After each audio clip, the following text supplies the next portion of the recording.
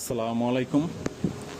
সমাজসেবা অধিদপ্তরে বিশাল নিয়োগ ছাড়ছে। 1485 জন লোক নিয়োগ করা হবে 52 ক্যাটাগরিতে। তা আমরা দেখব আজকে কোন কোন পদে লোক নিয়োগ করা হবে এবং কি কি যোগ্যতা লাগবে, কোন কোন পোস্টে কি কি যোগ্যতা লাগবে সেই বিষয়ে আলোচনা করব। প্রথম 1 নম্বর দেখে প্রধান সহকারী স্থায়ী রাজস্ব 18টি নিবে। এটা স্নাতক বা অনার্স পাস হলে চলবে। আর বয়সসীমা 1 থেকে 35 বছর পর্যন্ত। কম্পিউটার অপারেটর অস্থায়ী রাজস্ব, মানে এটা স্থায়ী নয়, অস্থায়ী হয়ে 4 জন নিয়োগ করা হবে। এটা স্নাতক হলে চলবে। সাব কম্পিউটার অপারেটর স্থায়ী রাজস্ব এটা 5 জন নিবে। সহকারী শিক্ষক স্থায়ী রাজস্ব 3টি, ডিগ্রি পাস বা অনার্স পাস হলে চলবে। ইনস্ট্রাক্টর স্থায়ী রাজস্ব 2 জন নেবে।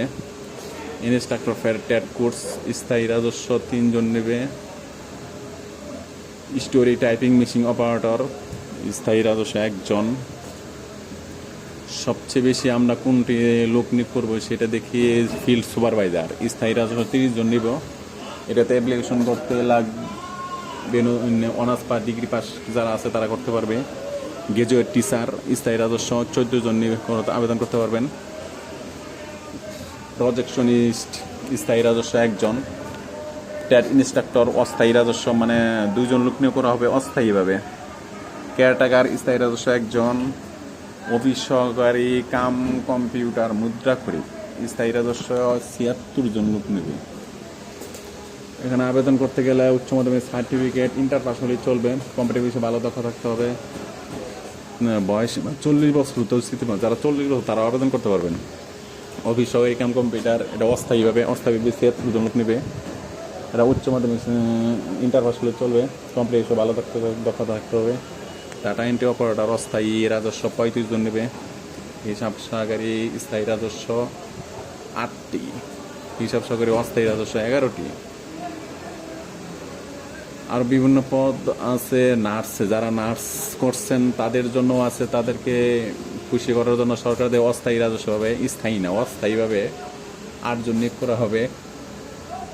কম্পাউন্ডার 46 জন নেবে স্থায়ী রাজস্ব বা স্থায়ী লোক নিয়োগ করা হবে। গাড়ির চালক আছে। সহকারী প্রজেকশনিস্ট স্থায়ী রাজস্ব। ডাক রুম আছে। ওয়াচম্যান আছে স্থায়ী রাজস্ব 1 জন। ডে কেয়ার সমাজকর্মী ইউনিয়ন স্থায়ী রাজস্ব 312 জন নেবে। এখানে সবাই আবেদন করতে পারবেন, সব জেলায় আবেদন করতে পারবে। সমাজকর্মী পৌরসভা স্থায়ী রাজস্ব 12 জন। বড় ভাইয়া 25 জন অস্থায়ী রাজস্ব। খালাম্মা অস্থায়ী রাজস্ব এটা একটা সমাজ সেবা অধিদপ্তরের একটা পোস্ট। শিক্ষক নিয়োগ করা হবে অস্থায়ীভাবে 7 জন। ধর্মীয় শিক্ষক নিয়োগ হবে 2 জন। কেয়ারটেকার 1 জন অস্থায়ীভাবে। আর কারিগরি প্রশিক্ষণ উপজেলা, বিভিন্ন উপজেলা থেকে কারিগরি সমাজ সমাজ থেকে একটা প্রশিক্ষণ দেওয়া হয়, সেই জন্য তারা লোক নিয়োগ করবে 157 জন। এখানে সর্বনিম্ন বেতন হচ্ছে 8,800 টাকা, সর্বোচ্চ 21,310 টাকা। হেল্পার 2 জন।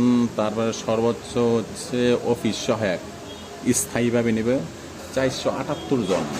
এই পুষ্টির মধ্যে সর্বোচ্চ পুষ্টির অফিস সহায়ক 478 জন। কোন শিক্ষিত বোর্ড হইতে দ্বিতীয় বিভাগের মাধ্যমে স্কুল সার্টিফিকেট উত্তীর্ণ করতে পারবেন। বার্তাবাহক আছে 21 জন স্থায়ীভাবে নেবে। এটা এসএসসি পাস হলে চলবে। 18 থেকে 32 বছর এবং কিছু কিছু পদের ক্ষেত্রে 1 থেকে 35 বছর পর্যন্ত, 18 থেকে 35 বছর আছে। আবার এই 40 বছর পর্যন্ত দেওয়া আছে। বিভিন্ন পদ পুষ্টে অনুযায়ী আবেদন করতে পারবেন। একজন পদপ্রার্থী একাধিক আবেদন করতে পারবেন, যেহেতু আলাদা আলাদা পরীক্ষা হবে। আবেদন শুরু হবে 2/6/2026, মানে 2 তারিখ শুরু হবে, জুনের 2 তারিখ সকাল 10টা থেকে শুরু হবে। ম্যাচ শেষ 23/6, এই মাসের 23 তারিখে শেষ হয়ে যাবে। আবেদন করতে কত টাকা লাগতে পারে? আবেদন করতে 1 থেকে 37 পর্যন্ত আপনার 112 টাকা কাটবে সরকারি ফি, এবং 38 থেকে 52 পদ পর্যন্ত 56 টাকা কাটবে। যারা যারা আবেদন করতে চান তারা আমি লিঙ্ক দিয়ে দিব, এই লিঙ্কে যোগাযোগ করেন যে তাহলে হবে। আর আবেদনের লিঙ্ক এখানে দেওয়া আছে, ইচ্ছা করলে আপনি নিজে আবেদন করতে পারবেন। যদি না করতে পারেন তাহলে আমার সাথে যোগাযোগ করেন, যে আমি আপনাকে হোয়াটসঅ্যাপে কাজ করতে পাঠাই দেবেন, সব আমি আবেদন করে পাঠিয়ে দেবো।